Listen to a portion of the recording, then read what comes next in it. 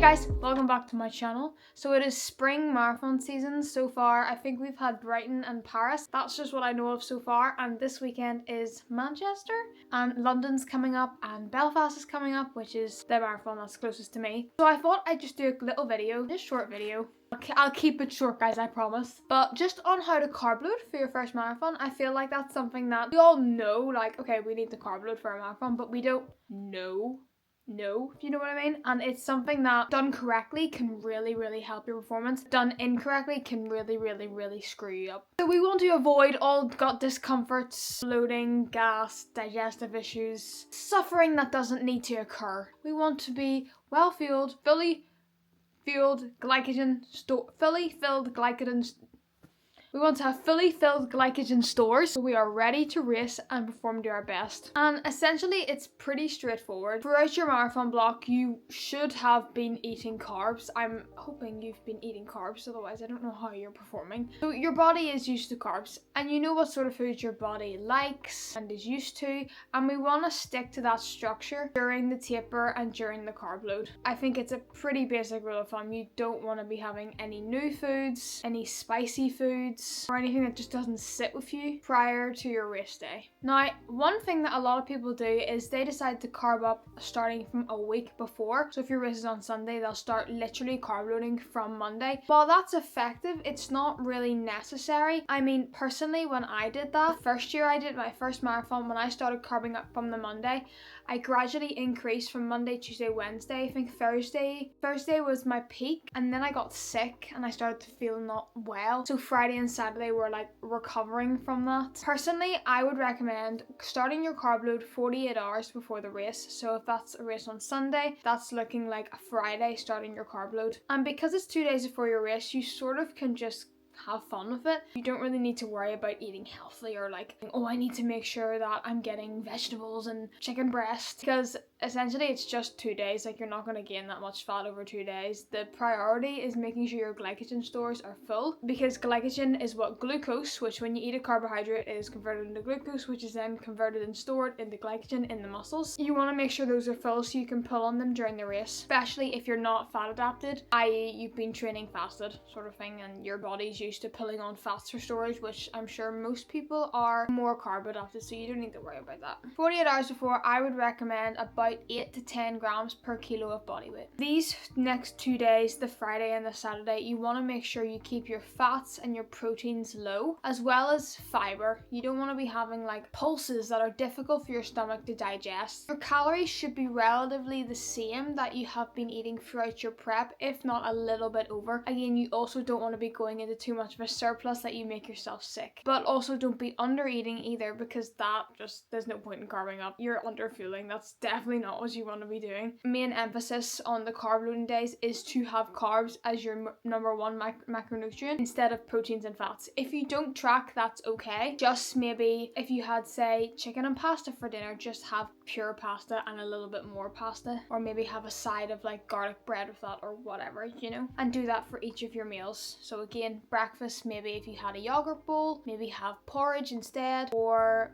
increase your portion of porridge. For lunch, if you usually have like sandwich, maybe have 2 sandwiches but a bit less ham or chicken or whatever in the sandwich. Cool. The day before your marathon is probably one of the most important days. It is the day where your carbohydrate intake will be the highest. I would recommend going between 10 to 12 grams of carbs per kilo of body weight. I would also recommend on this day you limit your caffeine, because you want your body to stay nice and relaxed. And if you can, now this is a 1%, but have you ever seen the little beetroot shots? I would recommend having one of those, because basically nitrates, which are in the beetroot, dilate the veins, which allows blood to flow through your body more, which again can just help with performance, because if the blood's getting to your muscles, they can contract more and you can run faster. And I would also recommend taking those the morning of the race. The day before, make sure you're increasing your fluid intake and increase sodium by about 3 to 5 grams. You can do this in a really great way for electrolytes. My favorite electrolytes to take would be the Cadence. This is the Cadence Core 500, and per sachet it has 500 milligrams of sodium. So you could take maybe 2 or 3 of these in the day. It also comes in a can, which is super cute. Or another great option I take is Humantra. Again, 2 to 3 of these in the day. Extra sodium will help retain water and fuel. The night before, I would recommend eating a little earlier than usual, just so that your body has enough time to digest and you can get as best sleep as you possibly can. None of this eating like 1 hour before you go to bed. Try to eat earlier than 2 to 3 hours before you go to bed, especially if you're going out for dinner. You really want to have as much time as possible to digest that food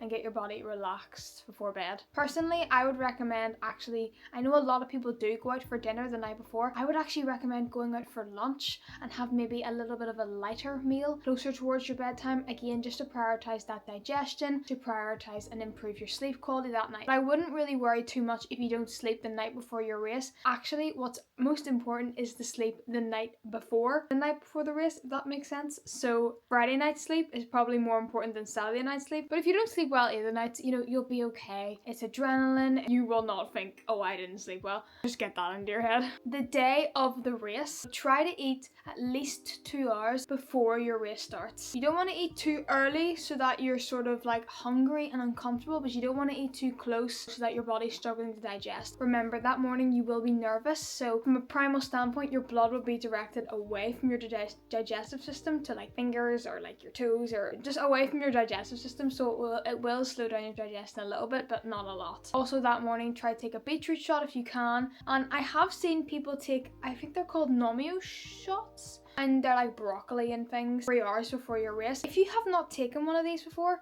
do not take it. Similarly with like bicarb mix, if you have not taken these before, do not take them, because you do not know how your body will react and it could just screw up your entire race. That is why, personally, the last 2 marathons I have done, I have not taken any gels, because I never have trained with gels. I have always trained either with actual solid food or fasted. So I did not take any gels during my race. What I did take during my race was I made my own endurance bars, and these were amazing. They had 42 grams of carbs per bar, which I took every 5k, and it supplied me with the most energy. Like, I had never taken fuel before on a run. Yes, I know.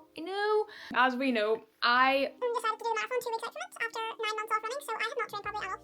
But I did find a really big improvement in my energy levels during that race, and I was like, this is so great. I would not have ran the time that I ran with that little training if I did not feel myself during my marathon. But I didn't want to take gels, even though they are easier to take, because I didn't know how that would go in my stomach, especially because my stomach is so sensitive, plus with the nerves. I just didn't want to risk anything, and I know that my body can handle solid food, so I was like, I'll take solid food, thank you. For all those people who are running the Belfast Marathon, I'm actually going to be doing an offer on these endurance bars. If you do want to get some to try and have for your race, or even just as a little bit of a snack before the race, it's familiar. There's only Rice Krispies, oats, dates, honey, so all natural ingredients. So it's really not gonna mess up your stomach or anything like that. There's no additives. Just let me know. I'll leave the links down below that you can contact me if you want to get them. Again, if you're running the marathon, they're going to be on offer. I just want everyone to be as fully fueled as possible and have an enjoyable experience that you don't have to worry about. Again, when it comes to hydration that day, make sure you're hydrated. Have electrolytes before with that meal. I think before my marathon, I always go with a standard bagel, whole grain bagel, banana, one of my bars, and honey 2 hours before. And then if I need something, if I feel like I need something, just if my mouth feels like it wants something to eat, about half an hour to 45 minutes before, I'll have a small snack, and I did have one of my bars. I think that marathon last year I had like 8 of my own bars, but they were just so good. If you are having gels, I do believe that if you're taking a caffeine gel, I would take it about 15 minutes before the start or at the start line first, because they do take a while to kick in. I'm not going to advise on gels on when I think you should take them, but a lot of people take them around 15 minutes to half an hour, 5Ks. It just ranges depending on what you've trained with. If you haven't trained with gels, again, I would recommend you do not train with gels. Even though they come in the little wrist packs you get, I just leave them. Have the crisps instead. And then in terms of fuel, during the race, I literally had, again, my bars, 42 grams of carbs every 5k. I didn't bring my own water because I just didn't like holding too many things, but I did take water on course. Now, if you're running the marathon, just be careful of those paper cups. They're so difficult.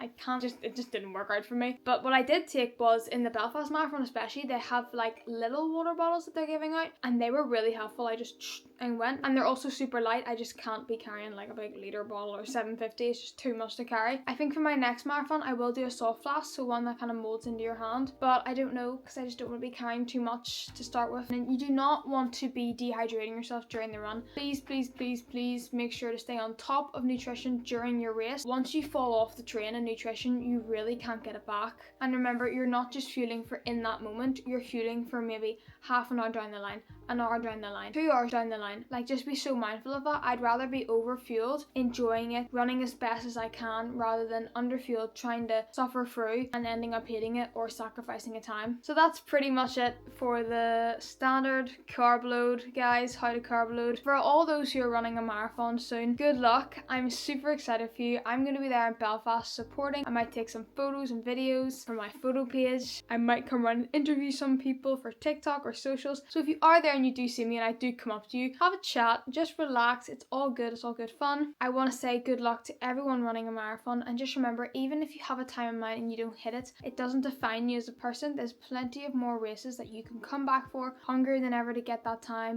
Just really don't worry and try not to get in your head about it. Look at all the videos I've done before when I talk about the self 1 and self 2, the body knows how to run, the body knows it can do it. Self 1 is just that critique that just makes everything a lot harder, and also just learn to trust that whatever happens on the day is what's meant to be, and just place your trust in knowing that you've done your best and you're doing your best, and the best you can do in the day is the best you can do. And then afterwards, just remember that whatever happened, and it couldn't have happened any other way because it didn't.